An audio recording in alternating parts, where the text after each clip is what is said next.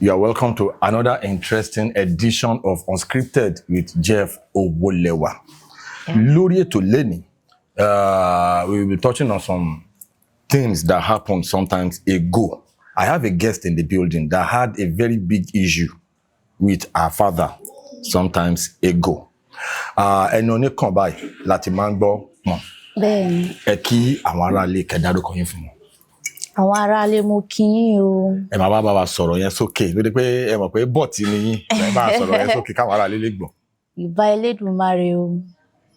Ìbà kọ́dá ayé, ìbà ṣẹ̀dá ọ̀run, ìbà ènìyàn, ìbà àgbàlagbà, ìbà ọmọdé, ìbà olúwo, ìbà ojúgbọ̀nà, ìbà bàbá, ìbà yèyé, àfi tá bá dá ṣe ni kóró má ṣàìgbà o.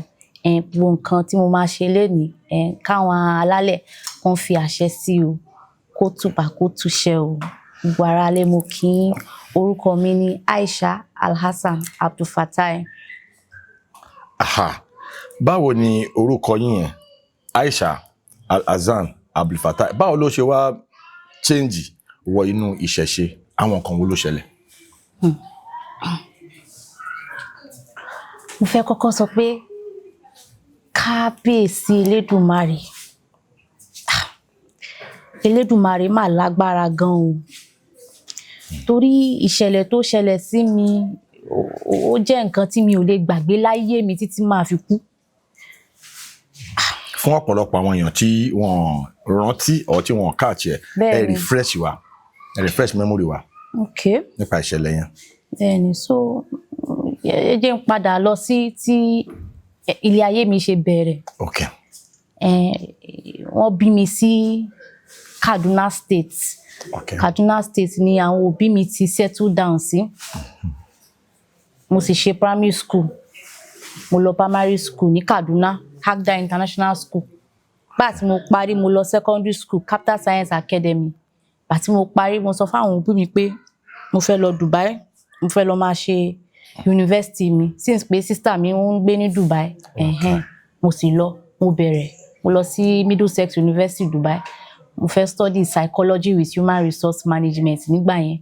But mo ti ṣe foundation mi kan. Mo ti ṣe tán gbà yẹn. So àwọn ìṣẹ̀lẹ̀ kan ṣáà ṣẹlẹ̀. Mo padà wá sí ilé. Mo wá bẹ̀rẹ̀ university mi proper ní sociology. Ní ABU Zaria, Ahmadu Bello University Zaria, very famous university. Yeah. Mo ṣáà ń ṣe lọ. But nǹkan tí mo notice ni pé láti ìgbà tí mo ti parí secondary school, mo ṣáà rí pé ayé mi different. Mo máa rí àwọn weird things. Mo máa rí àwọn eégún. Bí ti báwo ṣe lójú oorun? Lójú oorun ni mo máa rí àwọn eégún. Bí pé eégún yẹn ń sá tẹ̀lé mi. Kò ń ṣe bí pé ó fẹ́ ṣe mí ní ibi gangan. Eégún yẹn ń sá tẹ̀lé mi ni. Then kí n pé kí n máa sọ nǹkan tó máa ṣẹ́. Bí pé kí n máa rí àwọn nǹkan tó ń ṣẹ́. Then mo wá notice pé mo máa rí ọkùnrin kan lójú oorun tó máa ń bá mi sùn. Bí àjọṣepọ̀. Something like that. Yes, kò ń ṣe nǹkan kí mo lè sáré fún mi ò jíjí ni. So máa ní kí leléyìí, bí àwọn alákàlà ni màá sọ fún mọ́mì máa sọ pé ogun nìyẹn, a máa fi àdúrà tì àti gbogbo ẹ̀. So ó bẹ̀rẹ̀ máa ṣàmárí nǹkan. Màá rí tí èèyàn bá fẹ́ kú, màá ti rí, màá sọ fún mọ́mì, a máa fàdúrà náà tì ní àti gbogbo ẹ̀. Yes, but mi ò close dáadáa sí. Kọ́ bí ara sí. Kò ṣe bí pé mi ò really kọ́ bí ara sí. Mo kọ̀ rò bí it's part of life. Kí èèyàn máa jagun nígbà mi, kí èèyàn máa fi àdúrà tì. Bá ṣe máa ń sọ nígbà yẹn. Torí ìdílé Islam ni wọ́n ti bí mi. And daddy mi àfáà ni wọ́n. Tẹ́ bá lọ sílé wa ní Kaduna, the first thing tẹ́ máa kọ́kọ́ rí ni mosque. Torí daddy mi kọ́ mosque pọ̀ mọ́ ilé. So àwọn èrò máa ń wá bẹ̀, wọ́n máa wá kírun. Gbogbo àwọn èèyàn ti mọ̀ wá ń bẹ̀. Popular Muslim. Very popular ní Kaduna. Àti tẹ́ bá ti wọlé wa báyìí, white ilé yẹn funfun. Gbogbo nǹkan tó wà nílé yẹn funfun àti mọ́tò funfun ni. Ẹ máa rí Arabic sign. Ẹ máa rí 99 names of Allah ní city room wa, gbogbo ẹ̀ funfun. But ó ní nǹkan tó ṣe mí bíi kàyéfì. Kí ni yẹn? Òun ni pé mi ò mọ ìdí tí daddy mi fi máa ń wọ white. tí gbogbo nǹkan wọn jẹ́ white. Torí mọ́mì mi sọ fún mi pé ṣàdédé lọ́jọ́ kan wọ́n kàn bẹ̀rẹ̀ sí ń wọ aṣọ funfun pé wọn ò rí bẹ́ẹ̀ tẹ́lẹ̀ bá tí wọ́n kọ́kọ́ fẹ́ wọn. Okay. So but èmi jẹ́ ọmọ tí mo máa ń béèrè question lọ́ngbà yẹn bọ̀ wọ́n á ní pé kí n dákẹ́ kí ẹ mọ̀ kí n bá fẹ́ béèrè wọ́n á ní dákẹ́ ẹnu ẹ. So kò sí nǹkan tí mo lè sọ ju pé kí n kàn jókòó lọ. So mo ṣáà ń bẹ̀rẹ̀ àwọn àmọ́ ibọ̀ mo ṣe mo kàn tí mo notice pé àwọn ìṣẹ̀lẹ̀ ń ṣẹlẹ̀ nílé ayé mi látìgbà tí mo ti pé 5 years old. Ọdún ọgbọ́n mi kọ́kọ́ sọ fún mi pé wọ́n ṣe bí mi ó fast wọ́n bí mi sínú mọ́tò. Ní ọjọ́ Monday wọ́n lọ sí hospital wọ́n wà nínú mọ́tò lẹ́gbẹ̀ẹ́ ọjà wọ́n kàn sọ fún dáàdi mi pé àwọn máa bímọ dáàdi mi pé kó bí àwọn ní àwọn ti bímọ wọ́n wá sùn lọ mi ò wá kètèké àǹtí mi wà nínú mọ́tò àti Rashida wọ́n ní wọ́n wá ní window yẹn báwọn wá ní window wọ́n wá gbé mi omi mi sọ pé àwọn ò fún mi lágbo pé wọ́n rí pé egungun mi ti lé ọ̀rẹ́ irú ọmọ wo lélẹ́gùn ẹ̀ lé bọ́dí wọ́n máa ń fún gbogbo àwọn ọmọ lágbo wọ́n ní ipò èmi wọn ò fún mi ò ní ìdí àgbo. wọ́n kàn bí yín wẹ́rẹ́ ni. wọ́n kàn bí mi wọ́n ní àwọn sùn lọ wọ́n wá lọ sí Albarika hospital dáàdì mi sọ fún mi pé 9 AM gangan ni mo jáde so wọ́n lọ sí Albarika hospital wọ́n lọ dọkumẹ́ntì gbogbo ẹ̀ but ìgbà tí mo pé 5 years old mọ́tò gbà mí. 5 years. Báwo ni mọ́tò yẹn báwo ló ṣe ṣẹlẹ̀? Islamia ni mo lọ so bọ̀ mo rí pé Islamia yẹn omi yẹn dọ̀tí mi lè mú. So wá ní ọ̀rẹ́ Islamia yẹn odò ni àbí? Ṣòdo Islamia tó fi máa ń ka Kùránì. Mo lẹ̀ ní tó ṣe ń ka Kùránì mo lọ sí ilé kéwú. So wọ́n á ní kí n lọ sọ́dọ̀ ọ̀rẹ́ mi Mariam torí ilé wọn báyìí wọ́n máa ń fún mi lómi mu tí má ti lọ síbẹ̀ wọ́n mọ̀ pé mo fẹ́ wá mu mi. Màá ní ẹ káàsán máa o mo fẹ́ mu mi so wọ́n á lọ síbẹ̀ wọ́n á mu mi tí mo ṣe ń padà bọ̀ wá báyìí mo fẹ́ cross títì mo kàn gbọ́ gbọ́à tí mo ṣe gbọ́ gbòkàn bára mi nílẹ̀ mo fò láti ibi tí mo lọ yẹn mo fò over the motor mo kàn lulẹ̀ ní gbìs. At 5 years. At 5 years old wọ́n ṣáà gbé mi lọ ní wọ́n máa kọ́kọ́ gé ẹsẹ̀. Dáàdì mi máa ní pé wáyé tí wọ́n fi gé ẹsẹ̀ mi pé wọ́n lè gé ọ̀sán ọmọ wọn bá gbé mi lọ sí Janwako hospital wọ́n bá tọ́jú ilẹ̀ yẹn mo rí pé mo ṣáà rí pé mo ṣáà ń rìn díẹ̀díẹ̀ mo bẹ̀rẹ̀ sí rìn padà bẹ́ẹ̀ lọ àwọn nǹkan ṣẹlẹ̀ sí bí kékeré jí kí n bẹ̀rẹ̀ sí bleed àwọn ìṣẹ̀lẹ̀ àbámi ó ń ṣẹlẹ̀ máa jí lóru máa rí pé wọ́n fi nǹkan sí mi lẹ́nu nǹkan tó fi sínú àlá yẹn mo tú lójú ayé. Ẹ máa rí báyìí. Máa rí báyìí máa sì sọ fún mọ́mí máa ní ogun ni. Ká máa fàdúrà tì. Ká máa fàdúrà tì mọ́mí mi sì gbìyànjú gan. Àwọn àfáà àti pásítọ̀ òní ó gbìyànjú ìlànà tí wọ́n mọ̀ nìyẹn. Wọ́n ṣàdúrà. Àwọn àdúrà àtomi àdúrà àti gbogbo ẹ̀ ogun yẹn tún le ó tún tabá ilé ó tún tabá dáàdì mi ó tún tabá mọ́mì mi ogun yẹn ṣàlè àwọn ìṣẹ̀lẹ̀ tó pọ̀ tó ń ṣe mí. Moving ahead mo ṣáà parí secondary school mo lọ sí Dubai. Mo lọ sí Dubai mo tún padà wá sí Zaria. Yes, mo bẹ̀rẹ̀ ilé ìwé mi bẹ́ẹ̀ ni ìgbà yẹn mo bẹ̀rẹ̀ sí ní spiritual awakening díẹ̀díẹ̀. Spiritual awakening. Pé kí n rẹ́ nìkan lójú oorun ààrẹ nìyẹn ní ojú ayé. Bẹ́ẹ̀ ni. Ẹ tẹ̀rí lójú oorun. Màá tún rí bí ìfìrí bí akọlọ̀vù. Pí adé lọ. Then bí pé kí n máa jókòó síbì kan kí n máa gbọ́ ẹsẹ̀ nínú yàrá èmi nìkan. Ẹ máa gbọ́rù ẹsẹ̀. A máa before you know kíní yẹn á fún mi ní mark lára mi. So mo wá pe ọ̀rẹ́ mi kan Rebecca jọ close gan mo ní Rebecca nǹkan tó máa ń ṣe mí ó ti ń ṣe mí mo ní kí o wá witness ẹ̀ ó ní no problem mo ní kó jókòó sínú yàrá mo ní má worry mo ti ń feel pé kíní yẹn fẹ́ dé torí mi máa ń feel presence mo ní màá tún máa gbọ́ gbogbo oníṣọ́ ti bẹ̀rẹ̀ sí gbóná náà ń gbọ́ mo ní gbogbo before you know ó ti fún mi mark ó ní Aisha what is this in your body mo ní tí mo ṣe rí nìyẹn o kò yé mi ó ní something is wrong with you mo ní mo mọ̀ so tí mo ṣe máa ń ṣe wọ́n ní ìgbà míì nímọ̀ máa sùn máa jí wọ́n ní mo ti jí lóru before àwọn ọ̀rẹ́ mi tó wà lẹ́mú mo ti jí pé mo ń kígbe pé mo ń dilẹ̀kùn mo ń ṣe báyìí àwọn ọ̀rẹ́ mi tó mọ̀ pé Muslim ní Zaria wọ́n ní jinn mo ní no problem mo ní kán lọ pé àwọn tó ń yọ jinn jáde bí àwọn á lè rí yọ fún mi. Yọ lára yín. So ó ní bọ̀bọ̀ kan tí mo ń date nígbà yẹn Ibrahim lórúkọ ẹ̀ so ó ní sister kan báyìí Mariam Mbash òun gbóná nínú ẹ̀mí as Muslim. Ó máa ń yọ jinn jáde. tó mo wá pè wá mo wá ní Mariam wọ́n ní pé mo ní gene pé wọ́n ní pé mo ní nǹkan nínú ara mi ṣó lè bá mi yọ ó ní tó bá jẹ́ gene ní lóòótọ́ òun máa yọ jáde ó wá ní kí n lie down nígbà tí mo wá lie down ó wá ní òun máa ṣe nǹkan òun máa ka Kùránì òun máa ṣe nǹkan tó bá ti hit orí mi lẹ́mẹ̀ẹ́ta báyìí gbà tí n bá tó bá jẹ́ pé gene ni o pé mo wà possess kí nìyẹn máa bẹ̀rẹ̀ sí ń sọ̀rọ̀ láti ẹnu mi máa bẹ̀rẹ̀ sí ń sọ̀rọ̀. Okay. Bàtẹ́ wá lie down. Mo lie down ìbá tó ṣe gbà kò sí nǹkan tó ṣẹlẹ̀. Ó ní kò ń ṣe gene pé bí àyè nǹkan míì ni. Okay, mo ní no problem. So mo ṣáà ń tẹ̀síwájú ní ìrìnàjò mi. Ó wá ní yèyé kan tí mo like àṣà ẹ̀. Wọ́n ń pe orúkọ woman yẹn ní Yèyé Lára Fáṣọlá. She's now Queen McGregor torí ọba McGregor l'Ogun State ní Ìlàwọ̀. Òun ló fẹ́ nísìn. So mo ṣáà máa ń rí nínú àlá. Mo máa rí pé màá wá rí nínú yàrá mi mo máa sọ pé Olókùsẹ̀ ní adé o. Olókùsẹ̀ ní adé o. Ló máa pè mí Olókùsẹ̀ ní adé o. Màá tún rí pé ọjọ́ ìbí ẹ̀ ni. Màá tún lọ forí balẹ̀ fún màá tún ní yèyé o. Màá ríra mi ní white màá fún ní flower. But aṣọ white tí mo wọ̀ yẹn kò ń ṣe white ojú ayé.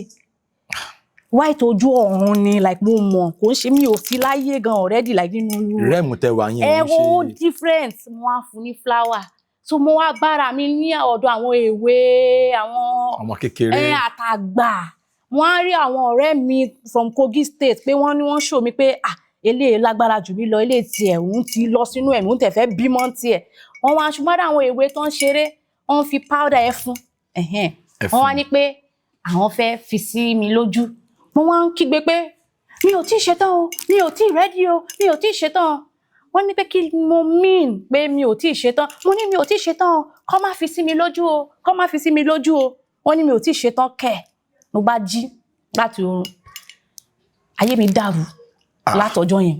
Àwọn kan wo ló ń ṣẹlẹ̀ àwọn ìṣẹ̀lẹ̀ wo lẹ́lẹ̀ mi ìríṣẹ́ ṣe mọ́ ni ìmọ̀ àtọ̀ ọ̀gá mi làjọ ń jà mo move from one real estate company to another from one place to another mi rí ìdíjókòó nǹkan kan máa ṣẹlẹ̀ mi ò tẹ̀ ní rí ṣe àbí bí mo ń ṣe kó mo ń get contract fún àwọn company wọn ò fún mi lówó mi gbogbo ẹ̀ kàn ń lọ mò ń pe àwọn ọ̀gá wọn ní ẹ̀wọ̀n nǹkan tó ń ṣẹlẹ̀ kò sẹ́nì kankan wọ́n gbógun tì mí all round gbogbo ibi tí mò ń lọ so kò yé mi dẹ̀ máa tún wá lálàá ìgbà tí mo wá lálàá mo wá rí àwọn mi ò mọ̀ pé ẹgbẹ́ ọ̀hún tẹ̀ nìkan mi mọ̀ kankan ń jẹ́ bẹ́ẹ̀ mo ṣáà rí àwọn ẹgbẹ́ mi mọ̀ tó ṣe rí torí wọ́n wá as human form I describe wọn báyìí wọ́n wọ white wrapper wọ́n wá fi ẹ̀fọn white wrapper ṣé mo ibi Yorùbá film tó ṣe máa ń ṣe. bí àwọn ẹfun ọlọ́ṣun.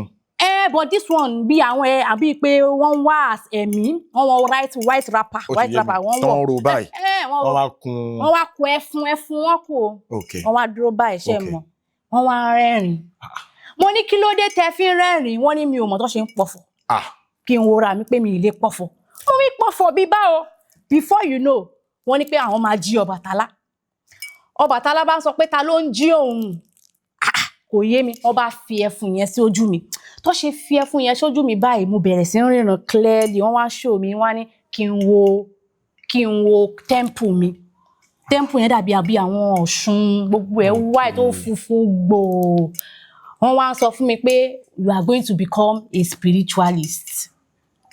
Yes wọ́n àfà màá rí pastor tó máa jíṣẹ́ fún máa sọ pé kí n lọ bọ eégún màá sọ fún pastor yẹn pé pastor ní white tó máa sọ pé kí n lọ bọ eégún ṣé tó máa mọ nǹkan tó wà interesting pastor yẹn obìnrin yẹn tó sọ pé kí n lọ gbẹ́ ó ti di ìṣẹ̀ṣe ó ti oníṣẹ̀ṣe báyìí. ó ti di oníṣẹ̀ṣe. ó tẹ̀ wọ ìṣẹ̀ṣe tèmi tó wọ̀ mú wa shocked àṣẹ ilé oníṣẹ̀ṣe lòun tẹ̀ ti jáde pé ó ní but nǹkan tó máa fi ń jíṣẹ́ ni pé nǹkan ìṣẹ̀ṣe lòun máa ń rí fáwọn èèyàn òun ò rí Jésù pé bí Ọbàtálá kó lọ bọ Ọbàtálá kó lọ bọ kinní kan bẹ́ẹ̀ làfà ṣe ń jíṣẹ́ fún mi pásítọ̀ ń jíṣẹ́ fún mi ìtẹ̀ tí bẹ̀rẹ̀ sí ń tọ àwọn babaláwo lọ ń gbà yẹn orí TikTok òun ni ẹ ṣeun orí TikTok ni mo bẹ̀rẹ̀ sí ń tọ àwọn babaláwo oríṣiríṣi lọ torí mo rí pé kò sẹ́nì kankan tó fẹ́ dá mi lóhùn and then the funny thing again ni pé mi ò mọ ibi tí mo ti wá ẹ máa wá gbọ́ yìí náà wọ́n dà pé mi dádì yín ló bí yín dádì mo bí mi ó yẹ kí n mọ ìlú tí mo ti wá mi mọ̀ bẹ́ẹ̀ Kogi State ni dádì fi sínú report card bẹ́ẹ̀ ni but orúkọ mi máa ń yàtọ̀ kò sì dáa torí tí èèyàn bá fẹ́ travel abroad tó orúkọ èèyàn ò bá wà the same thing ní document wọn ò ní gbà ṣe mọ̀ tó ṣe rí. Nígbà tí mo parí primary school Aisha Lantana Abdul gbogbo àwọn orúkọ yẹn wà Aisha Lantana Alasa wọ́n fi síbẹ̀ ní gẹ̀ẹ́sì ìpínlẹ̀ tó sọ pé mo ti wá wọ́n ní Kogi lóòótọ́ ìyá daddy mi is from Kogi but daddy mi is not from Kogi wọ́n ní Kogi wọ́n wá fi tribe wọ́n ní Ìkákùmọ̀ báwo ló ṣe jọra Ìkákùmọ̀ ò sí ní Kogi. I am from Edo State. Where in Edo State? I'm from Akoko Edo Ìkákùmọ̀ àwa là ń jọba nílé wa Ajoto royal family Ajoto wà part of my name. Okay. Bèrè lọ́mi ta ló wá ṣàlàyé fún mi kò ṣe dáàdì mi. Ta ló wá fún yín ní gbogbo explanation? Brother dáàdì mi ló ṣàlàyé fún mi. Uncle yín. Honorable Kabiru Ajoto is the former speaker of Edo House of Representatives, House of Assembly. House of Assembly. Everybody ó gbajúmọ̀ ní Edo State very well and he is the current king of Ìkákùmọ̀ now. Wọ́n sì ń gbé eégún bẹ́ẹ̀ ní every August. Abo is a Muslim. Òun ló ṣe òfófó yẹn fún mi torí kò sẹ́ni kankan tó sọ fún mi tẹ́lẹ̀. Bèrè lọ́wọ́ dáàdì yín at any point in time. Ẹ̀rù máa ń bà mí torí ogun wà láàrin mọ́mì mi àti dáàdì mi. Wọ́n ní àwọn nǹkan àwọn tó ìṣẹ̀lẹ̀ burúkú tí èèyàn ò lè máa sọ online mọ́. Bẹ́ẹ̀ so ó ní tó ti ṣẹlẹ̀ ó ti pọ̀ jù so mi ò mọ̀ tó ṣe ń approach dáàdì mi mo tó wá níjọ́ kan mo ní màá approach dáàdì mi torí mo ti rí àwọn nǹkan torí wọ́n ní mo gbọ́ pé brother mi lọ sí Benin pẹ̀lú uncle mi yẹn brother mi wá ń sọ fún mi pé òun rí eégún tó ń jó nínú náà mo ní kí lórúkọ eégún yẹn ó ní eégún Ẹ̀gbá wọ́n ń pè mo ní very good. Eégún yẹn ń jó nínú náà. Eégún wa nìyẹn and is jointly owned by Akoko Edo community and Akoko Ondo àtúnṣúmọ́ Akoko Ondo. Odò kan ló ń separate wa odò yẹn wọ́n pè ní river Ọ̀ṣẹ́ river Ovia. So kí ló Ọ̀ṣẹ́ nínú Ifá Ọ̀ṣun ni. Ọ̀ṣun ni ṣe omi Ọ̀ṣun ni omi mi gangan nìyẹn ṣe understand. Mo wá béèrè lọ́wọ́ brother mi wá sọ fún pé òun rí eégún kan òun jó nínú náà wọ́n ní wọ́n pe eégún yẹn ní eégún Ẹ̀gbá àwọn no problem á lọ béèrè lọ́wọ́ dáàdì mi. Mo wá béèrè lọ́wọ́ dáàdì mi ṣé mo nǹkan tí dáàdì mi sọ fún mi. Kí ló sọ? Wọ́n ní wọ́n ṣàlàyé eégún yẹn wọ́n ní but àwọn ò believe pé wọ́n ní agbára tó ń lò yẹn agbára wá láti ọ̀dọ̀ Ọlọ́run. Pé evil ni. Ní nǹkan ilé wọn torí my father is from the royal family mo gbọ́ o mi ò mọ̀ bí ó wà confam mo gbọ́ pé wọ́n ní kó wá jọba ń gbà kan dáàdì mi sá fún. Wọn ò jọba yẹn. Honorable Kabiru Ajoto àwọn ló jọba. Up till now they are still celebrating that masquerade festival every August ẹ bá lọ sí Ìkákùmọ̀. Ní ìlú yín nílé. Yes mo tẹ̀ sọ fún olórí ìgúnnùkọ ní Ogun State mo send ẹ ní fídíò kan báyìí mo ní in case tí n bá ní fídíò yẹn lọ́wọ́ kó bá mi post ẹ sórí page mi ọjọ́ tí mo máa mú evidence yẹn wá mo ní kó bá mi post ẹ sí page yẹn. So mo ní kó ṣe bí àríyá fáwọn èèyàn pé irú eégún yìí ò lè kò sẹ́ni kankan tó mọ irú eégún yẹn ó ní kó gẹ̀ẹ́sì eégún yẹn fídíò yẹn sì ní ó sì wà lórí page yẹn ọtí mo ní kó fi sí as reference torí àwọn eégún ló máa ń gbé ntì. So mo ṣáà share video tó dà kí n lè ní evidence later. Bẹ́ẹ̀ ni so gbogbo ẹ̀ ṣáà ń lọ díẹ̀ mo bẹ̀rẹ̀ sí ń visit àwọn babaláwo mo ní kò yé mi mọ́ mo kàn ń visit mi. Ìrìn àjò yẹn ò clear. Kò clear bẹ̀rẹ̀ sí ń travel torí mo lówó yẹn díẹ̀ ń gbà yẹn mo sì ní àwọn èèyàn tó lè ṣàánú mi. Bẹ́ẹ̀ ni so mo bẹ̀rẹ̀ sí ń travel so màá parọ́ fún mọ́mì mi kò ṣe bí pé mo parọ́ gan pé mi ò ṣe màá parọ́ màá book màá lọ sí event ó ní app kan tẹ̀lé book pé bá gbogbo event tó fẹ́ ṣẹlẹ̀ ní gbogbo Nàìjíríà èmi máa wá book títí real estate torí mo ti wà interested in real estate màá wá book àwọn event màá Lagos màá sọ fún mọ́mì màá parọ́ mo ní mo ń travel mo fẹ́ lọ ṣe real estate mo ń travel ni but nǹkan tí mo fẹ́ lọ ṣe 90% ó ní mò ń wádìí ara mi spirituality ni mo máa kọ̀ lọ instead lọ fún bí 10 event ẹ̀ẹ̀kan máa lọ. Mo ń lọ sọ́dọ̀ yèyé lára ọ̀dọ̀ yèyé yẹn ọ̀yọ́ yèyé olókùn yẹn so òun tẹ̀ try òun sọ díẹ̀ nǹkan tóun lè sọ yes ó bá a lọ sọ́dọ̀ olókùn abọ rí ó ní kí n má máa bínú pé mò ń bínú jù ó sọ àwọn nǹkan you know and all of that mo sọ fún pé mo fẹ́ fìdí ẹgbẹ́ lélẹ̀ òun fìdí ẹgbẹ́ lélẹ̀ ní Ẹlẹ́rìkó temple ní Ọ̀yọ́ mo bá tẹ̀lé lọ Ọ̀yọ́ mo ní mo fẹ́ ní mo lọ sọ́yọ́ mo ní mo fẹ́ rí tó ṣe ń ṣe mo fìdí ẹgbẹ́ lélẹ̀ mo ní kọ́ máa wọrí pé mò ń padà bọ̀ wá gbé up till now mi ti gbọ́ gbé bẹ́ẹ̀ ni torí ìṣẹ̀lẹ̀ tó ṣẹlẹ̀ sí mi after that place mo rò bí mo máa kú Kí ló ṣẹlẹ̀? 2024 so mo sọ fún pé mo ń travel by plane ni mo tẹ̀ wá boyfriend kan tí mo ń date nígbà yẹn ló sanwó gbogbo àwọn ẹgbẹ́ àwọn flight ticket àti gbogbo ẹ̀ ó sanwó mo sọ fún mo ní pé nǹkan tí mo ń ṣe nìyí mo fẹ́ wádìí ààrẹ ó ní no problem but ó fẹ́ mi sílé nígbà yẹn bí ìyàwó ó dẹ̀ serious bọ̀yìbà muslim bọ̀yìbà tó rò ó ní Aisha o lè máa sọ fún mi pé ò ní kírun o lè máa ṣòṣà ẹbọ ó gbọ́dọ̀ máa kí mo ní èmi ò lè ṣòṣà pẹ̀lú kí máa kírun kò possible tí mo ṣe ń rí ìrìnàjò mi báyìí kò possible ó dà pé máa padà di olóòṣà nǹkan tó ń sọ fún mi nínú àlá mi nínú àlá ẹ̀kẹ́ mo ní àlá mi nìkan ló ń ṣe báyìí kò sí nǹkan kan tó kò sẹ́nìkan tó fẹ́ believe me 2024 wá dé mo wá dáfá lọ́dọ̀ babaláwo kan babaláwo kò rí ní kí ó kàn pàṣẹ ni ó gbé alára wọn pé Ifá ọdún mo dá o. Okay. Ó gbé alára ló jáde. Ó ní ọdún yìí máa là. Ó ní ọdún yìí ó rẹ́rìn-ín ṣe mọ́ ó rẹ́rìn-ín bí àwọn babaláwo tó wà ní Yorùbá movie. Ó ṣá ń kí Ifá fún mi. Ó ní kinní kan.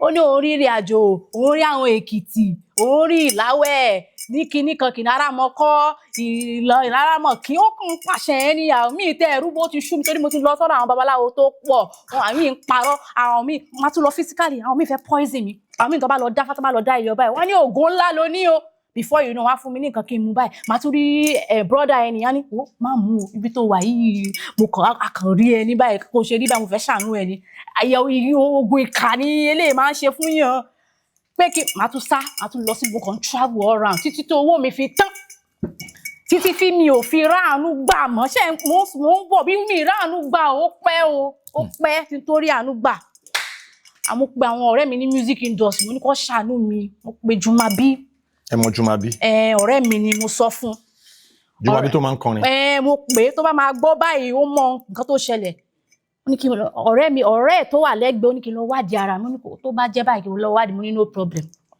mo wá bẹ̀rẹ̀ sí í ṣe TikTok mo bẹ̀rẹ̀ sí í wo àwọn babaláwo tó wà online mo ní ṣé kí n wá give up báyìí ni mo pe ọ̀rẹ́ mi kò fún mo ní kò fún ṣe give up báyìí ó ní mi ò lè give up mo ní wò ó ti ń ṣú mi ò wò èmi ti ń gbọ́ àwọn àjẹ́ o mi ò lè sùn every time night tí n bá fẹ́ sùn máa rí àwọn ejò tí mo rí nínú àlá ń kọrin Ọ̀ṣun ṣẹ̀ǹgẹ̀ṣẹ̀ fún mi nínú ní ojú oorun máa rí àwọn àjẹ́ ni o wọ́n appear sí yín lójú wọ́n sì ń kọ wọ́n rẹ́rìn ìkà ṣe mọ tó ń ṣe spirit mi ló ń sọ fún mi máa tún wá ríra mi nínú mosque tí mò ń kírun máa tún wá ríra mi nínú church tí mò ń kọ Yahweh your name is Yahweh jẹ́ máa wá ríra mi nínú odò wọ́n máa sọ fún mi pé ṣé mo ti ready báyìí ṣé ìrìnàjò yẹn lè bẹ̀rẹ̀ báyìí am I ready ká máa lọ máa tún rí olúwẹ̀rí tí mo rí ó fine gan but ohun ẹ̀ kò ń ṣe ohun ayé yìí mi gbọ́ ohun ẹ̀ rí tó ṣe pé àwọn ọmọ aráyé báyìí àti ẹ̀rù bà mí ó ń lọ dọ́ bàìdọ̀ èèyàn ọmọ aráyé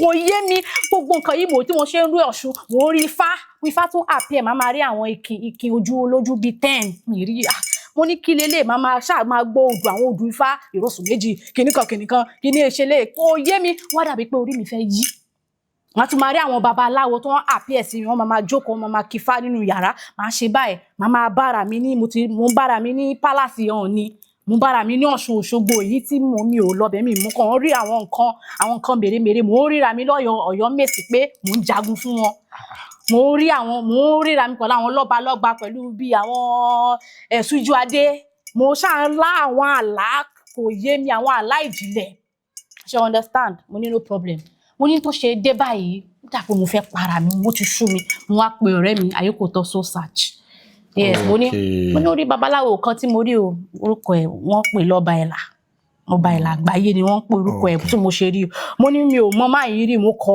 rí ní orí Insta but mo ní mo wá sọ fún pé àwọn màlálà ń pa máa nìyí o ilé ètú yàtọ̀ o nígbà tí mo rí máa nìyí wọ́n sọ fún mi wọ́n ní pé wọ́n sọ fún mi pé nínú àwọn mo rí pé ó ń ṣàánú èmi àti ìyá mi pé ìyá mi kan ló kọ́kọ́ rúbọ fún ànìkan sì bẹ̀rẹ̀ sí ń lọ dáadáa fún mi ṣe understand wọ́n wá ní no problem òun kúkú mọ̀ wọ́n but Ayékòótọ́ advice wọn ni pé kó òun fún mi ní orúkọ àwọn babaláwo míì sí kó má dàbí pé ká má jẹ̀bi kó fún mi láwọn babaláwo tó pọ̀ pé kán ká lọ ṣe ìdánwò pé ká gbé orúkọ gbogbo àwọn orúkọ babaláwo yẹn ká pín ká fún àwọn babaláwo tó pọ̀ pé Ifá ò lè parọ́ ká ṣáàrí nígbà tí nígbà tí mo lọ àwọn èèyàn ń parọ́ fún mi wọ́n ṣe báyìí wọ́n tún ṣe àwo ìmí sọ pé inú òkùnkùn mo wà kìnnìkan kí n lọ church kí n lọ mosque màá tún pàdé pásítọ̀ wá ní irú àwa yìí la lè fẹ́ ẹnìkan kìnnìkan ó ní àwọn mo fẹ́ yẹ èmi àti aláti ya ọkàn ọ̀run ẹ̀ kìnnìkan gbogbo àwọn nǹkan kò yé mi mo ní no problem mo ní ayé kò tó bá àlàṣe máa ṣe báyìí mo ní ṣó mọ̀ nǹkan màá pín orúkọ yẹn ká orúkọ tó fún mi ó fún mi list bí 7 or 8 babaláwo ọba ìlà àgbáyé orúkọ wọn wà ní on top that was the first oníkàfẹ́ oníkọ́ṣà àwọ̀ gbogbo ẹ̀ mo wá pín mo tún lọ Germany pé ṣé bí kò mo lọ Germany o àti mo pín orúkọ ẹ̀ ó ní babaláwo kan jìmí wọn porúkọ ẹ̀ ó wà ní Germany mo pín orúkọ yẹn ká mo sì pín mo fún awo olókun ní Ọ̀yọ́ káwó rere máa ó ti kú nsìn mo gbọ́ kó kún láti ẹ̀ babaláwo ní lọ́yọ̀ mo fún ní orúkọ yẹn mo fún àwọn babaláwo tó pọ̀ mo ní ẹ wò ẹ check èyí tí ó máa bá ìpín mi mu mo ní nísìnyí báyìí mo fẹ́ mọ olúwo mi mo fẹ́ mọ ẹni tó máa tẹ̀ mí nífá torí mo ti ń rí ifá mo ti ń rí ifá ẹni ṣe mo ti ń rí èmi àti òyìnbó pé à ń tẹ̀fá papọ̀ àti gbogbo ẹ̀ pé ifá ẹni station ló kù báyìí nílé ayé mi báyìí result tó jáde níwájú ifá wọ́n ní kí n máa lọlé ọba ìlà àgbáyé wọ́n ní tí n bá débẹ̀ wọ́n ní pé kí n mú sùúrù pẹ̀lú ẹ̀ pé ẹni tó kò kí n kánjú ni pé married man ni o bó nǹkan tí fáwọn sọ fún wọn bó ti níyàwó married man ni pé kí n ní sùúrù pẹ̀lú wọn pé ibẹ̀ gangan ni ìrìn àjò ifá mi àti òòṣà mi ti máa bẹ̀rẹ̀ pé tí n bá ti délé tó ti ṣó ti ṣú kí n bá ti dé kí n nasẹ̀ kí n nawọ́ kò sí nǹkan kan tó máa ṣẹlẹ̀ mo lè jẹun mo lè wà òkè kí n dúró síbẹ̀ gbẹ́ngbẹ́ngbẹ́ngbẹ́ kí n jagun yẹn ṣá pé kò sí nǹkan kan tí kí n má wà burúkú pé kò sí nǹkan tí kí n má gbọ́ràn nǹkan tó ń sọ nìyẹn bó tẹ́ mọ̀ pé ẹni tí mi ò mọ̀ rí mo sì wà in doubt gbogbo ifá tí mo dá owó ní àwọn ni then mo babaláwo jìmí yẹn ó pick interest pẹ̀lú mi ó ní pé òun wáyé tóun fi fẹ́ ṣàánú mi ni pé òun lọ bèrè lọ́wọ́ ifá pé ifá o ṣó ń parọ́ ni àbó ń sọ gbogbo nǹkan tó ifá ní pé ó parọ́ o ó ní onísìnyí òun máa ṣàánú mi for free òun nígbà owó kankan lọ́wọ́ mi so ó ṣe ifá nìkan ló lò mo ní gbogbo nǹkan agbára tó bá ní tó bá dé sí ìgbà tí ìṣòro kó jẹ́ pé ọba àlàgbáyé yẹn wọ́n ti choose fún mi mo ní kó máa bá mi check ẹ̀ wò pé ṣé òun gangan ni torí mo fẹ́ ìgbésẹ̀ tí mo fẹ́ gbé báyìí ayé máa mọ̀ ń pa ẹ̀ mo fẹ́ sá kúrò nílé òun ni mo sọ báyìí but tí n tó fẹ́ sá kúrò nílé yẹn nígbà tí mo ti sọ fún mọ́mì yín wọn dá mi lóhùn ó nígbà kan tí mo sick kó dàbí pé mo fẹ́ kú wọ́n ti gbé mi lọ sí hospital 3 mọ́mì mi bá sọ fún mi pé àáfàá kan pè wọ́n pé ẹgbẹ́ ló ń ṣe mí nínú ọkàn mi ò tí gẹ̀ẹ́sì ẹ̀ ìgbà tí mo débi bí ni mo ń ro kinní yẹn wọ́n sọ pé báwo ni àáfàá ṣe máa sọ fún ìyá mi pé ẹgbẹ́ ló ń ṣe mí báwo ló ṣe mọ̀ pé ẹgbẹ́ ló ń ṣe mí mo ní ṣe nínú Kùránì ṣọ́ sọ̀rọ̀ nípa ẹgbẹ́ ni pé mo wá sọ nínú ọkàn mi ní mọ́mì wá ẹgbẹ́ mi lọ sọ́dọ̀ babaláwo ṣe rí báyìí mi ò láìkì nǹkan tẹ̀ mo wá bẹ̀rẹ̀ sí kígbe mọ́ mọ́mì mi bá pe woman kan báyìí woman yẹn bá ní jíìnì yẹn ti dé àjẹ̀nú yẹn ti dé mo ní mọ́mì kò ṣe àjẹ̀nú ló ń ṣe mí ṣàjẹ̀nú ló ń ṣe mí ẹgbẹ́ mi lọ sọ́dọ̀ babaláwo kọ́ lọ wò mí sàn báyìí ayé mi ti ń bàjẹ́ lọ wọ́n ní ṣáwọn ògbìyànjú tó ní kí ni kankan mọ́mí ẹ̀ calm down wọ́n ní kéèkì calm down sọ́dọ̀ àwọn labour ò ní gbọ́ wa àti gbogbo tí wọ́n wá ní àǹtí mi kan báyìí ẹ̀rí àwọn èèyàn fọ́nrán rìn ránṣẹ́ ní future awakening ẹ̀ wà ń wọ́rí o ó ní kí n má wọ́rí ó ní máa nǹkan náà máa defend mi nísìnyí mo ti mọ̀ pé olúwo ó ní kó máa dìbò máa bá wọn àjà fún mi pé kí n má wọ́rí mo ní no problem then tí n tó sá kúrò lé 1 month before ní àǹtí mi kan pè ní àǹtí Abíbá ó pè mí ó ní Àìṣà mo máa lálàá pé o kúrò nílé ó wá sọ fún mọ́mí ẹ pé o padà wálé so mọ́mí ẹ bá sọ pé irú nonsense wọn ni mo ní àǹtí ẹ má wọlé mo ti rí pé Elédùmarè ti ń fún mi sign pé kí n máa lọ nìyẹn yes so mo pack ẹrù mi mo sunkún mo pack ẹrù mi wá lówó mi normally mi ò ever travel to Lagos by road plane ni mo máa ń lò mi ò rówó ni so mo pe ọ̀rẹ́ mi ní UK Kòfó ó fún mi 50,000 naira owó yẹn ò sí ìtò bọ̀ mo ṣáà manage and I was the last person to board that box but mi ò rí gbogbo aṣọ mi kó tó mo wá pín fún àwọn oníbàárà mo ní kó máa wọ̀ mo wá gbé box ẹ̀ kan àti ẹ ṣe forílé kò ní yes accident 3 mo pàdé lójú ọ̀nà tí n tó dé ilé ọba ìlà báwo ló ṣe mọ́tò ń lọ báyìí mọ́tò yẹn ó gbá bus ó tún bọ́ àpàyàn kò sí kọ̀ọ̀sẹ́nì kankan tó kú bò mọ́tò yẹn nípa díẹ̀ mọ́tò yẹn ti dàbí pé ó tún fẹ́ stop lójú ọ̀nà nǹkan tó gbá wa àwọn èèyàn ṣáà ń wò mí pé ibo lélẹ̀ lọ mo ní ibi tí mo wà yẹn ibi tí mo lọ yìí máa débẹ̀ láyọ̀ mo ti páàkì gbogbo ẹrù mo ti fẹ́ẹ́ dẹ́kọ̀ mo rí pé mọ́mì mi ti ń pè mí mo wá kọ́ọ̀tì mo ń kọ́ọ̀tì kọ́ normally kò sí abiyamọ kankan tí inú ẹ̀ máa dùn pé kò rí ọmọ ẹ̀. ọ̀dẹ̀ rí yín bá sọ̀rọ̀. Yes mo understand pé nǹkan tí mo ṣe ó wà very dùnú kò ṣe bad ẹ̀mí mi mò ń jà fún bọ̀tọ̀ àwọn ò mọ̀ pé ẹ̀mí ni mo ṣe mo ti dá ògbé alára yìí gbà tí mo wá sí bíbí mo mí ní ògbé alára mo ti dá ògbé alára wọn ò ní believe mi wọ́n sọ pé onírọ́ ni mí. wọ́n pé kí ló ń sọ. wọ́n ní ìrònú wọn torí wọn nínú ifá yẹn o ní wọ́n rí ẹnìyẹn bí onírọ́ wọn ò believe mi. So mo ti understand so mo ṣá. ẹ dẹ́kọ̀. mo dẹ́kọ̀ boss owó mi wá tán so wá ní driver kan ó ní kóun ṣàánú mi kóun ṣàwọn ní ilé ọba ìlà ni mo ń lọ so mo wá pé ọba ìlà wọ́n ṣàpíkì kọ́ mo ní ẹ̀ lóòótọ́ torí mo ti kọ́kọ́ pè wọ́n pé mo fẹ́ wá dáfá so wọ́n nígbà kan wá pè mo ní àyíwọ́ ọmọ ìwọ ló sọ pé o fẹ́ wá dáfá ibo lọ mo ní mi ò tí ì rọ́nà lọ mo máa wá so mo wá pè wọ́n ní èmi ti dé iwájú ilé yín ìdádó ni mo lọ o torí èmi ò tẹ̀ sọ fún wọn pé mo ń bọ̀ wá wọ́n ní àwọn ò gbé ní ìdádó mọ́ pé Lekki County làwọn ń gbé. ẹ ṣáà wá sí. mo wá síbẹ̀ mo ń jẹ driver lówó but driver ò tẹ̀ mọ̀ mo ní but tó ṣe rí mi ó mọ̀ pé mi ò lè gbóhùn sálọ fún mi lè san lọ́la so ó fún mi ní nọ́mbà ẹ̀ mo ṣáà bẹ̀rẹ̀ sí ráàánú gbà tí mo ṣe wọlé wọn torí àwọn èèyàn bẹ̀rẹ̀ sí send mi lówó ọ̀rẹ́ mi tí mo pè Rebecca òun náà send mi lówó òun ti wà ní ship ó wà ní àwọn orí omi àwọn orí omi iṣẹ́ ọ̀yẹ̀ ló ṣe tí mo ti send mi lówó so I was able to pay the driver yes so àti mo wọ ilé wọn wọ́n ṣàárí mi ò tẹ́ mọ̀ bí tó mo wà mọ́ torí nǹkan bẹ̀rẹ̀ sí ń gbé mi understand nínú AC ni mò ń sweat so olúwo mi bá ń wò mí torí olúwo mi wọ́n jẹ́ wọ́n ṣàn wò mí kékeré ló ń ṣe ọmọ yìí yes and he said wọn ò lè attend sí mi ìgbà tó bá pe parent mi tẹ̀fẹ́ kọ́kọ́ pè wọ́n náà so mo send wọn ní nọ́mbà àwọn òbí mi mo ṣáà calm down she understand and the next day àbá dáfá ifá tèmi ṣáàrí pé tán kọ́kọ́ dá fún mi nílé ayé mi ní bíbí òun ní ìwòrìwò fún. ìwòrìwò fún. ifá yẹn lọ kọ́kọ́ dá ó sì kù sí ìjà Ọ̀ṣun ṣẹ́rí wọ́n wá kọ́kọ́ bọ Ọ̀ṣun fún mi mo tún bọ rí pẹ̀lú adìyẹ all those things àtúnṣe nǹkan pẹ̀lú iyán wọ́n wá ní mo fẹ́ tẹ̀fá torí bàbá ṣáà pè mí olúwo mi pè mí wọ́n advice mi kan táwọn rí àwọn ogun màá ṣẹ́gun àti gbọ́ ní ṣé mo lè kọ́ fà ní gbogbo nǹkan tó bá ṣáà take màá kọ́ so mo ní mo fẹ́ tẹ̀fá náà nǹkan tí mo rí nìyẹn no problem wọ́n wá ní pé àwọn máa tẹ̀fá fún mi ṣé mo. ṣé at that point wọ́n ti pè àwọn parents yín. wọ́n ti pè wọ́n dáàdì mi tẹ̀ ti sọ fún wọn gbogbo nǹkan tó ń bá lè gbogbo bá gbà. kàn ṣe fún yín. mi mọ̀ pé mo fẹ́ jagun ni mi mọ̀ pé ogun yìí mo tún fẹ́ jagun mi. ẹ fẹ́ bẹ̀rẹ̀ fresh one. yes mi mọ̀. ọjọ́ tá a fẹ́ tẹ̀fá fún mi. dáàdì mi dé pẹ̀lú police. wọ́n wá sílé ọba ìlà. bẹ́ẹ̀ni ẹ̀rù bà mí. tẹ́lẹ̀ tí plan pé fẹ́ bẹ̀rẹ̀ sí ní ṣe. kò kàn ṣe rí right now kò kàn mí bí a mo ní parent àbí mi ò ní parent mo ń jà fẹ́ mi mo gbọ́dọ̀ sọ ìtàn mi. ṣé many people tó ti kú ní spiritual journey ni wọ́n pọ̀ táwọn tí wọ́n rí ẹnu tí wọ́n rí nǹkan sọ wọ́n kú ní spiritual mo ní kò tẹ kàn mí ní síbi àmọ́ mo ń ṣe àwọn òbí mi ní Islam torí mọ́mí mi bẹ̀rẹ̀ sí sọ pé ẹni tó bá ṣe òbí yàn ò lè rọrùn wọ̀ kíníkan right now mo fẹ́ nǹkan tó ti sọ àwọn babaláwo yẹn ti sọ fún mi pé tí n bá débi bíi kí n má lọ bí kankan pé kí n jagun yẹn ni pé ibi bíi ni mo máa. ìgbàlà yẹn wà wọ́n ti sọ fún mi already pé kò sí nǹkan kan wọ́n lè poison kò sí nǹkan kan babaláwo gidi lórí mo fẹ́ wá gbá tó máa. gbàtí dáàdi ń dé pẹ̀lú ọlọ́pàá. wọ́n dé pé kò ní mo sì understand ìgbà yẹn mo máa ń blame wọn but mo nísìnyí mo understand pé ìtara ọmọ ló ń ṣe wọn. báwo lẹ ṣe wá sọ̀tọ̀ rẹ̀. okay. ká tó proceed lọ sí. to proceed dáàdi mi gbé police already wá. okay.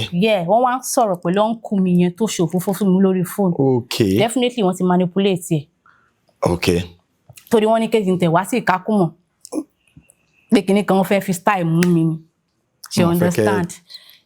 so kí lolúwo mi fẹ́ ṣe àwọn náà tẹ̀lé mi lọ sí police station. ẹ dé police station. a dé police station. pẹ̀lú ọba ìlà. èmi tẹ̀ ń rò bí wọ́n ṣàfihàn mi sílẹ̀ kí n lọ tẹ̀fá sódà àwọn nǹkan yẹn ò ní wéèsì. dáàdì mi le o wọ́n sì burú to an extent dáàdì mi tó bí mi mò ń sọ̀rọ̀ ń pa o. báwo ló ṣe wá yanjú ẹ̀ police station. máa wá gbọ́ another beginning of ogun láyé mi.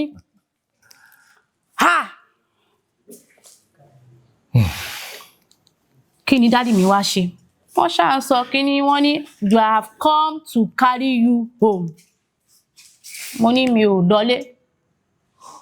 A ṣáà lọ sí police station bá ń blame Olúwomi kí ló dé tí àwọn náà fi wá report kíní kan. Wọ́n ní àwọn ṣáà ti dé báyìí akọ statement. Pé kí n máa lọ wọn ò jẹ́ kí n kúrò ní police station yẹn. Tí ètò dẹ̀ ti wà ńlẹ̀ fún ètò ti wà ńlẹ̀ Ifá títẹ̀ tí mo fẹ́ tẹ̀ ara mi máa fi balẹ̀ wọn ò jẹ́ kí n kúrò ní police station mo wá ń sunkún dáàdì mi wá pé àwọn ẹbí tó wà ní Lagos mo wá ń sunkún ní kó jẹ́ kí n lọ wọn ò jẹ́ kí n lọ.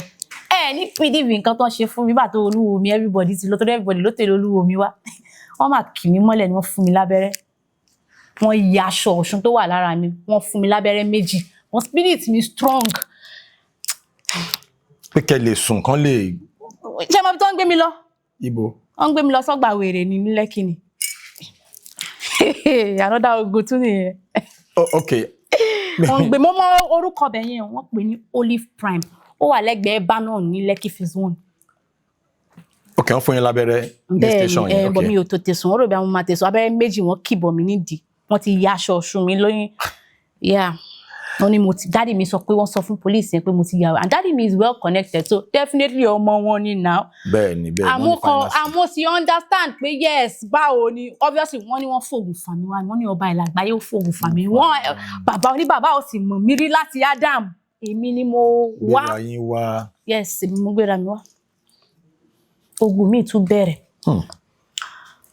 Mo ń fight abẹ́rẹ́ tó fún mi yẹn títí dé àfi dé filling station wọ́n ti already gbé mi sínú mọ́tò àwọn yẹn ti gbé mi fight ẹ̀ mo ní help me they have kidnapped me my father has kidnapped me help me ó wá sunkún bọ̀ àwọn míì wọ́n believe me wọ́n ní call that Ọba Ìlà let us take you back to his place mo bá pe Ọba Ìlà ò dáhùn mo pé torí àwọn sọ bàbá wà nínú ìdààmú already torí pé mo pè wọ́n ní call that Ọba Ìlà we believe you àwọn míì sọ pé they don't believe me aṣá dé Olive Prime èmi àtìgbà tí mo dé Olive Prime mo lọ sùn mo jí èmi àti wèrè lájọ ń jẹun fún 1 month. Ọgbà wèrè níbẹ̀ gangan. Fún but irú wèrè olówó. Àwọn tó ń posh. Ọ posh ibẹ̀ yẹn dàbí báyìí ó fine oúnjẹ gidi là ń jẹ o wọn ò fìyà jẹ wá o. Wọn búra yín jẹ. Mo Olive Prime ẹ lè lọ gan ẹ lè lọ bẹ̀ ipa mo sọ pé mo fi pa mi síbẹ̀ mo kọ life is a mystery.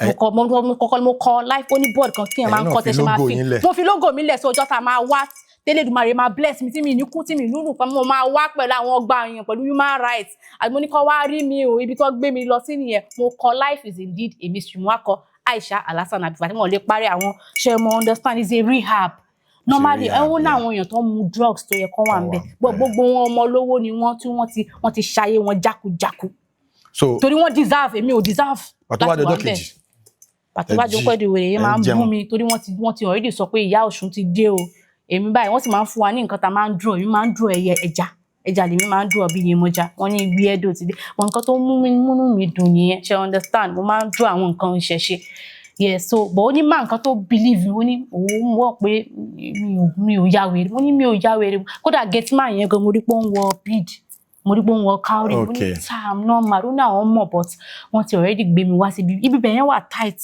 mi ò rò bí o lè jáde àyàfi tó bá ní oògùn tó ṣe níbi ẹ̀yẹn ṣe tight gan nìyẹn security yẹn tight gan so mi ò lè jáde mi àti wèrè lájọ ń jẹun wèrè yẹn wá kò kí ń wẹ̀ ó máa ń rùn wèrè original gangan a máa bú mi but inú mi dùn ó ara ẹ̀ padà yá torí mo padà rí ní Orchid mo sì sọ fún Olúwomi ó padà ara ẹ̀ calm down ó máa ń bú mi a ní pé mo ń lọ hell pé wáyé tí mo fi ń ṣe ìṣẹ̀ṣe òun gbọ́ pé mo ṣe tùwádé ó ní wọ́n máa fi mí ṣoògùn owó ó sọ many things fún mi máa ké mo wá lálàá wọ́n bẹ̀rẹ̀ sí ń lá àwọn àlá tó dáa ṣé mo wáyé tí mo fi ń lálàá àwọn àlá tó dáa torí pé mo ti already ṣiṣẹ́ wọ́n ti already bọ̀ṣù fún mi tí n tó lọ mí ìkàn déédéé lọ wọ́n ti bọ̀ṣù fún mi already wọ́n ti kíní yẹn wá bẹ̀rẹ̀ sí ń ṣiṣẹ́ fún mi ṣé mo kọ́ tó kọ́kọ́ ṣe fún mi mo wá rí àwọn àríyá wọ́n pèpè ṣé mo kọ́ wọ́n kọ́kọ́ bọ́ èdè mi wọ́n bọ́ gbogbo tó mo ti bẹ̀rẹ̀ sí ń wọ èdè wọ́n bọ́ èdè wọ́n ní kí n delete àwọn nǹkan ìṣẹ̀ṣe tí mo ti post lórí social media mo wá rí i pé nínú àlá mi mo padà wọ èdè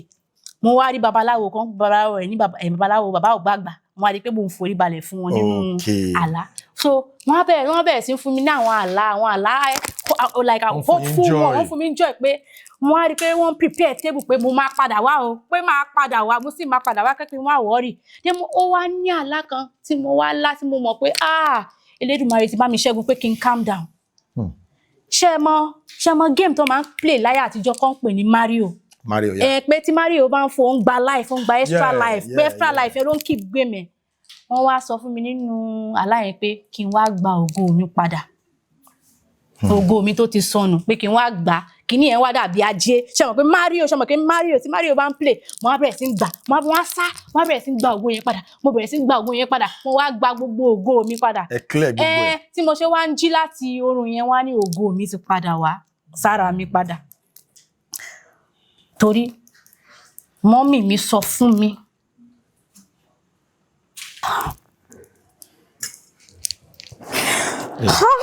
sorry. Ẹ pẹ̀lẹ́. Sorry. Hello, cut.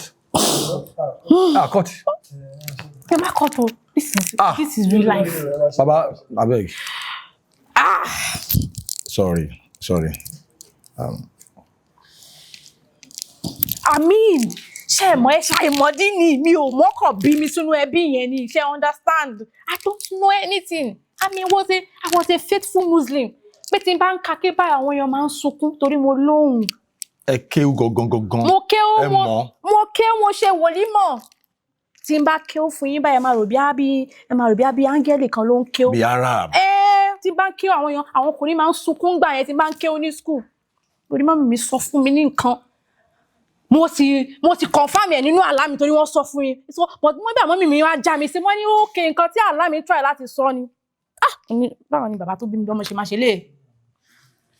Normally nǹkan tó ṣẹlẹ̀ báyìí kò yẹ kí n dáríjì wọ́n títí láíláí but mo ti dáríjì wọ́n torí mo need láti move on mo need láti own responsibility mo ní báwo ni bàbá tó bí mi lọ́mọ ṣe máa ṣe báyìí fọ́mọ ẹ̀ ó yẹ kí n sá fún but ṣé wàá mọ nǹkan tó ń sọ fún mi nínú àlá yẹn wọ́n ní babaláwo tó dùn mí ó ti bá mi gba ògo mi padà torí àwọn iṣẹ́ wọ́n kò bọ̀ṣù fún mi aṣọ́ọ̀ṣù tó bọ̀ fún mi àti kinní tó bọ̀ fún mi wọ́n ní ògo mi ti padà sára mi. Wọ́n ti restore lost glory yẹn. Ayé máa ń gba owó lọ́wọ́ yẹn ìgbà míì family is not family and ó lè má jẹ́ fault wọn nígbà míì ogun máa lè máa jà wọ́n ṣe ti gbọ́ statement yìí pé èèyàn ṣèyàn wọ́n sì ń ṣe. Èèyàn ṣèyàn wọ́n dẹ̀ ń ṣe àná ogun ìran ni tíyàn bá ń ja ogun ìránṣẹ́ mọ̀ àníyàn ò ṣàkíyèsí ìyẹn wá ń jalè lánàá tí kò yẹ kó jà kò easy. So story ọgbà wèrè yẹn báwo lẹ ṣe wá bọ́ ń bẹ̀. So after nínú àlá mi ni best friend mi wọ́n fi àlá mi ṣe atọ́nà kò sí pé nǹkan tí mo rí kò ṣe wọ́n ń ṣe ni ó ń ṣe nínú àlá mi wọ́n á sọ fún mi ní nǹkan wọ́n ní ṣe àwọn ẹ̀mí kan dé nínú àlá mi wọ́n ní tó ṣe ń lọ báyìí tí dádì mi ò bá gbà kí n ṣe nǹkan tí Elédùmarè ní kí n wá ṣe wọ́n ní àwọn máa pa bẹ́ẹ̀ ni nǹkan tó sọ fún mi nínú àlá nìyẹn èmi wá dájú látọ̀ mo ní ẹjọ́ ẹ má pa dádì mi má pa dádì mi then sister mi wá pè mí pé 2 days ago dádì mi ṣèbí mi mo ti da ẹbí rú kò wọ́n yé mi pé dádì mi ti ṣubú o wọ́n ti ní stroke normally dádì mi ní stroke ó ní history of stroke so wọ́n ní ó wà all responsible mo sì mọ̀ pé torí gbogbo ìdààmú tó ń ṣe lórí mi torí mo pè wọ́n mo ní kidnapper ni wọ́n mo sá sí filling station mo ní kidnapper torí mi ò fẹ́ lọ mo ti rí wọ́n ti already sọ fún mi pé wọ́n ní mo máa jagun bọ̀ kí n tọ́ ìlànà ìṣẹ̀ṣe yẹn ó ló máa fún mi ní ìfọ̀kànbalẹ̀. máa fún yín ní peace.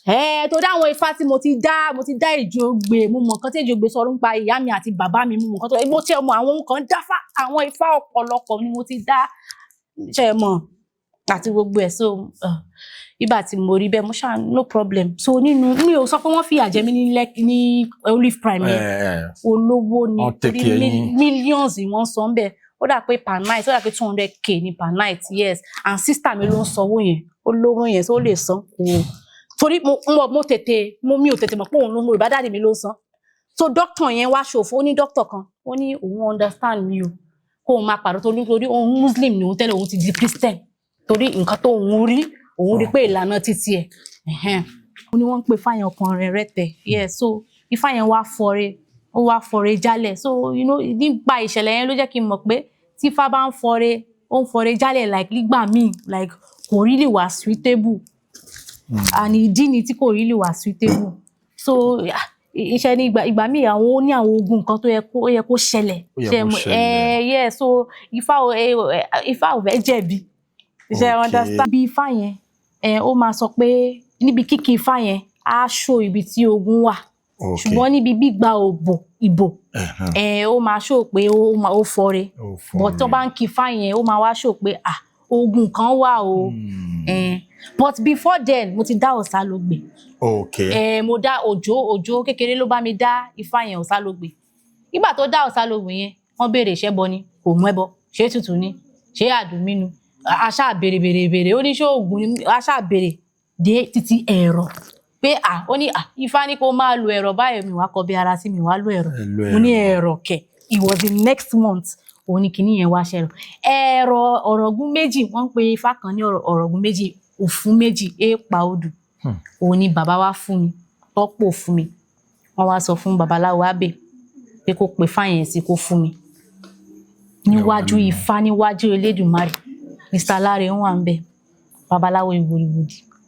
Tí mo ṣe jẹ́ Ifá yẹn báyìí sẹ́nu, làágùn tí mò ń làágùn mi làágùn mọ́. Bí pé kíní yẹn jáde kúrò lára mi.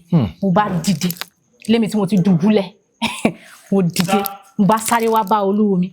Wọ́n ní olúwo mi o, mi ṣàìsàn mọ́ o. Kíní yẹn ti jáde kúrò lára mi o. Wọ́n ní Ifá ò ṣe, wọ́n ní adúpẹ́, wọ́n ní kí n lọ sùn, kí n lọ rest. So àwọn nǹkan bẹ́ẹ̀ ló ti ṣẹlẹ̀ sí mi, mo sì dúpẹ́. Ifá mo dúpẹ́, inú mi dùn. Inú mi dùn gan. So many benefits came. So many things. Bẹ́ẹ̀ni, so many things. Ọ̀nà wa bẹ̀rẹ̀ sí ní ṣí. Ọ̀nà ó ṣí, mo tún rí létà. Gbogbo àwọn ẹni tó wá ń ra lé lọ́wọ́ mi, oníṣẹ̀ṣe wá ni wọ́n. Real estate tẹ́ ń ṣe yẹn wá padà síbẹ̀. Things wá bẹ̀rẹ̀ sí ní mú. Díẹ̀, but olúwo mi máa sọ pọ́n pé tíyẹn bá tẹfá kò mí pé èèyàn ò ní kú o. Tíyẹn bá tẹfá kò mí pé èèyàn ò ní níṣòro o. But wàá mọ ìwà pẹ̀lẹ́ àwọn ọ̀nà títí Ifá máa sọ pé kó máa fi máa tọ́, wàá fi máa tọ́ lọ because challenges will be coming from time to time. So wàá máa tọ́ lọ nìyẹn díẹ̀. Tíyẹn bá ti mọ Ifá tó bíyàn, tó bá ti kí Ifá dé àmì fún yàn, ìyẹn máa mọ ìlànà tí yẹn máa tọ̀ díẹ̀. Nǹkan Ifá díẹ̀ títún máa fi di gbòógì depending on that person's destiny. So mo dúpẹ́ ìdí tí mi fi lè gbàgbé olúwo mi láéláé torí wọ́n ṣe ipa tí mi ò lè san padà. Mi rò bẹ́ẹ̀, no matter how hard tí mo lè ṣe, tí mo lè dúpẹ́ torí Ifá mi máa ń dúpẹ́ níbi òtúrá ìrẹtẹ̀ olúwo ń ṣàánú ọmọ awo ni, ọmọ awo sì ń ṣàánú olúwo. So mi ò lè dúpẹ́ tó, màá máa dúpẹ́ lọ ni torí mi Yorùbá mo lè sanjọ́ tán ṣe dúró tì nítorí wọ́n bá mi Elédùmarè rán wọn sínú ayé mi láti wá du ẹ̀mí mi, wọ́n sì rí dù. Kí wá ní ipa táwọn parents yín kọ, dáàdì ńkọ́ ṣé wọ́n ṣe wà, mọ́mì náà ńkọ́, ipa wo lọ́n kọ, kí ni take wọn lórí gbogbo the whole thing ní báyìí? Mọ́mì mi sọ pé as long as I find peace. Same as my sister. As long as I bought àwọn brothers mi wọn kì í really sọ̀rọ̀ sí mi bí once in a while. But títí dáàdì mi ló burú jù. Ó nígbà kan wọ́n máa ń send mi fídíò wá ní tí n bá ṣe Muslim mo lọ sínú iná. Mo sì mọ̀ pé irọ́ ni. Torí the perspective have changed. Dáàdì mi ò kí ń really bá mi sọ̀rọ̀, ìgbà mi máa pè wọ́n máa cut call títí dìísìn. But mọ́mì mi ọṣẹ mọ̀ pé ẹni tó bímọ yes ọmọ ẹ̀ ló ṣàwọn máa jẹ́.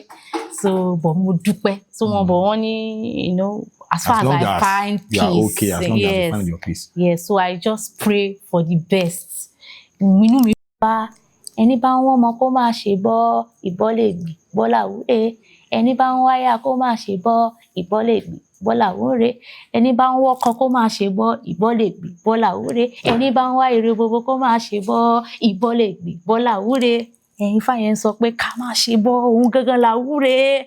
So inú mi dùn. Ifá fi importance ìbọ pé èèyàn ń bọ nǹkan. Yes, pé èèyàn ṣe ìwúre sí nǹkan ṣe mọ̀. Ó ní ó better du oògùn lọ. Ṣe mọ̀ pé ẹbọ ò lè expire. Oògùn máa expire nígbà míì. Bẹ́ẹ̀ ni. Okay, in all of this, what's that take home lesson they get from the whole situation that tell fi call àwọn èèyàn, like tell fi inspire àwọn èèyàn? Nǹkan tí mo lè fi inspire àwọn èèyàn tó ń wò mí nílé lóko ni pé do not give up on your dream. Do not give up. Kọ́ máa tí nǹkan bá wà nínú ọkàn ẹ tó ń boil tó ń sọ pé ibi bíi wọ́n ti mọ̀ dé dájú àmì kò ṣe bí kò sí irú ẹ lójú pé ibi bíi ló yẹ kó tẹ̀lé. Máa tó bá give up wá débẹ̀ ogun lè pọ̀. And kò sẹ́ni kankan tó perfect láyé. Fẹ́rí tí mo ṣe wà báyìí, ìgbà tí mo dé ilé olúwo mi ọba ìlàgbáyé, mo máa ń bínú gan. Okay, inú yín máa ń. Mo ní anger issue torí ìgbà tí brother mi wá, ó kù díẹ̀ mi bá fi ìgò fọ́ orí ẹ̀. Bẹ́ẹ̀ ni. Kí ló ń ṣe ìgbà tán wá? Wọ́n fẹ́ gbé mi náà lọ ní ṣe mọ̀. Àwọn mi lè react differently but ìbínú yẹn ti pọ̀ jù, ṣe understand. So Ifá, pẹ̀lú nǹkan tí mo máa ń gbọ́n pa àwọn Ifá mi, so ló máa ń calm me down nígbà míì. Ìgbà yẹn mo máa ń jà tẹ́lẹ̀ like pẹ̀lú ọkùnrin àti pẹ̀lú obìnrin, a máa ń lura wa ká máa ṣe mọ̀. But Ifá ló dì mú báyìí. So tí n bá ti ṣe nǹkan bá ti wùwà tí kò dáa, màá tún rántí pé kò yẹ kó ṣe lè. Olúwa ti pè mí ṣàpèsí má ṣe lè ìwà burúkú ni ṣe mọ̀ pé kí n tún lọ tú àmì ṣe. So nǹkan tó máa ń bá ti ṣe nǹkan burúkú, màá tún máa rántí Ifá pé ṣó mọ̀ pé nǹkan tó bind ẹ òun ni Ifá. So má ṣe lè. Nítorí Olúwa máa sọ pé ẹni tó ṣe nǹkan burúkú ó sì lè ṣe nǹkan gidi. Bẹ́ẹ̀ ẹni tó ṣe nǹkan gidi ó sì lè ṣe nǹkan burúkú. So everybody kù síbì kan. Yes, but you can be a better human being. Nobody has it all. So I'm still learning and I'll forever be a learner. Nǹkan tí inú mi dùn sí ni pé ẹ̀kọ́ Ifá mi ó ti improve ju tẹ́lẹ̀ lọ. Tẹ́lẹ̀ ó máa ń pẹ́ tí n tẹ̀ tún mọ ẹsẹ̀ kan nínú Ifá, ó lè take mi lóṣù kan. But báyìí kò pẹ́ mọ́ tí bá ti gbọ́ lẹ́ǹkan tí mo gbọ́ lẹ́ẹ̀mejì, mo ti ń pick ẹ̀ díẹ̀díẹ̀ torí pé mo ti ń dúró sí di òòṣà. Yes, more and more, mo sì ń fi iye mi sí more than before. And I pray that mo improve day by day. Obìnrin ni mí. Yes, ṣe mọ̀ pé obìnrin ò kí ń pọ̀ gan-an nídìí Ifá. Ìdí òrìṣà ni wọ́n máa ń pọ̀ sí. But inú mi dùn pé mo wà nídìí Ifá. Mo sì mọ̀ pé Elédùmarè àti Gbárùmọ̀lẹ̀ àtàwọn ènìyàn wọ́n máa tì mí lẹ́yìn lọ despite everything I'm going to be going through. Yes. Last analysis. Yes, sir. To make a touch a little bit, to wrap it up. Yes, sir. You are a very beautiful lady. Thank you, sir. And I know a lot of guys will be running after you, trying to get your attention and all of that. Bẹ́ẹ̀ni, sir. I know you are not married. Bẹ́ẹ̀ni, we are married. Do you have any plan? Yes, I do. To actually settle down with a man? Yes, I'm actually in a relationship. In a relationship? Yes, at the moment. Oh, wow. Yes. Wow, that's good. Yes, sir. Good. So, partner, is he... Ṣé wọn ò máa wò yín pé unless you are in the same... Yes, it's an oníṣẹ̀ṣe. Oh, okay. Okay. Torí àwa ọkùnrin àwa ti wò pé fine babe bóyá a rí yín ní mall, you know. Yes, sir. Fine babe ìbílẹ̀ wa ń gbé ilé ọba ìlà oníṣẹ̀ṣe. Yes. You know, àwọn èèyàn máa ń wà skeptical gbà míì. Bẹ́ẹ̀ni, yes, sir. Ṣùgbọ́n ẹni yẹn oníṣẹ̀ṣe lẹ́ni yẹn náà. Okay. Yes, oníṣẹ̀ṣe ni. I wish you the best of Thank luck. You, sir. Ẹ̀yin tí wà nílé, mo mọ̀ pé a ti kọ́ ẹ̀kọ́ kan tàbí méjì nínú story wọn. Bẹ́ẹ̀ni. Finally, you have found that peace. Finally, yes, at the end of the day, that is the most important thing. Yeah, so that's why mi lè ever gbàgbé Olúwo mi láyé. Shout out to Ọba Ìlà. Shout out to my Olúwo Ọba Ìlà àgbáyé. Inú mi dùn, máa ráàánú gbà, máa rí bá ti ṣe, máa rí pé máa tú gbogbo nǹkan tó dé ètò yẹ kẹ́ tú, máa tú ní àwọn alálẹ̀ wọn máa dúró tì yín. Inú yín máa dùn, ọkàn yín máa balẹ̀, wọn máa pẹ́ láyé. Bẹ́ẹ̀ ni ire gbogbo máa dé. Láṣẹ Elédùmarè, inú mi dùn, mo sì dúpẹ́ lọ́wọ́ gbogbo àwọn ènìyàn home and abroad don't support me in my journey up till now. it was the criticism, they all pushed me to ibi tí mo wà lónìí. Challenge. Bẹ́ẹ̀ ni mo ti mọ̀ pé mo ṣẹ̀ṣẹ̀ bẹ̀rẹ̀ ni. Become a better person. Mo ṣẹ̀ṣẹ̀ bẹ̀rẹ̀ ni ibi tí mo ń lọ, mo ti mọ̀ pé Elédùmarè máa gbé mi. Àṣẹ. Débẹ̀, and èmi náà máa impact, yes, other people's life. Yes, láṣẹ, because life is not forever. And nǹkan ìpà tèmi náà fẹ́ ṣe láyé kí Elédùmarè jẹ́ kí n rí ṣe. Yes, sir. Ẹ̀yin tí wà nílé, mo mọ̀ pé a ti kọ́ a lot of lessons from our story. As we come to the end of this edition, Jeff Owolewa lórúkọ mi, Unscripted náà ni. God bless you for watching. Bye. Thank you.